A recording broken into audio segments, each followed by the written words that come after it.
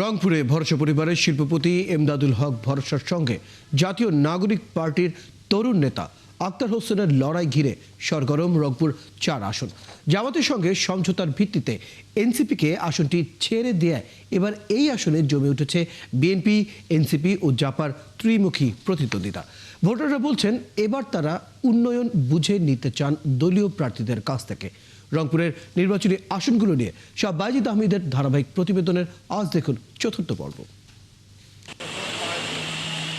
রংপুর 4 আসনের হারাগাছ, পীরগাছা ও কাউনিয়া এই জনপদ একসময় পরিচিত ছিল শিল্প ও রাজনৈতিক প্রভাবের জন্য। ভোটারদের অভিযোগ 1.5 দশকের বেশি সময় ধরে তারা সুষ্ঠুভাবে ভোটাধিকার প্রয়োগ করতে পারেননি। তবে তফসিল ঘোষণার পর রাজনৈতিক দলগুলোর প্রচারে মুখর নির্বাচনী মাঠ। কলকারখানা হবে, ব্যবসার জায়গা হবে, শিক্ষা প্রতিষ্ঠান ভালো হবে, হবে রাস্তাঘাটের উন্নয়ন হবে। এখন হচ্ছে নির্বাচনী পিরিয়ড, এখন বিগত দিনের ইতিহাসকে ধরে রেখে কোনো লাভ নাই। আমরা এই এলাকার মানুষ, গণমানুষের নেতা আলহাজ এমদাদুল হক ভরসা ভাইয়ের ধানের শীষ মার্কায় নির্বাচন করছি। ইনশাল্লাহ আমরা মনে করি, আশাবাদী উনি ব্যাপক ভোটে জিতবে। বিড়ি শিল্প অধ্যুষিত হারাগাছ এলাকায় দীর্ঘদিন ধরে প্রভাবশালী ভরসা পরিবার। এই আসনে বিএনপি মনোনীত প্রার্থী শিল্পপতি এমদাদুল হক ভরসা। ফ্যালকন অ্যালুমিনিয়াম মাল্টিলেয়ার অ্যানোডাইজড হওয়ায় সম্পূর্ণ স্ক্র্যাচ প্রুফ। Falcon aluminium. 2 উপজেলাতেই বিএনপি ও ভরসা পরিবারের শক্ত ভোট ব্যাংক রয়েছে বলে দাবি তার সমর্থকদের। আমরা সাধারণ জনগণের কাছে যাচ্ছি, সাধারণ জনগণ স্বতঃস্ফূর্তভাবে আমাদেরকে সাড়া দিচ্ছে, তাদের আবেগ প্রকাশ করছে।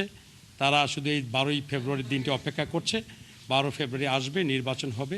অন্যদিকে জুলাই বিপ্লবের পর গড়ে ওঠা নতুন দল জাতীয় নাগরিক পার্টি এনসিপির সদস্য সচিব আক্তার হোসেনকে এই আসনে প্রার্থী করেছে জামাত। এখনো মাঠে সরব না হলেও জাতীয় রাজনীতিতে তার উপস্থিতি আলোচনায়। জাতীয় নাগরিক পার্টি এবং জামাতে ইসলামের মধ্যে আসন বিন্যাস নিয়ে এখনো পর্যন্ত আলোচনা চলমান রয়েছে। খুব অল্প সময়ের মধ্যে কতটি আসনে এবং কিভাবে সে প্রার্থীর যে আসনগুলো আছে সেগুলো নির্ধারণের ব্যাপারটা আমরা সুরাহা করব। জামাত শিবিরের নেতাকর্মীরা বলছেন পীরগাছা ও কাউনিয়া এলাকায় তাদের শক্ত ভোট ব্যাংক রয়েছে, ফলে এই ভোট হতে পারে জয়ের নিয়ামক। একটা যোগ্য প্রার্থীর দরকার আমাদের এখানে।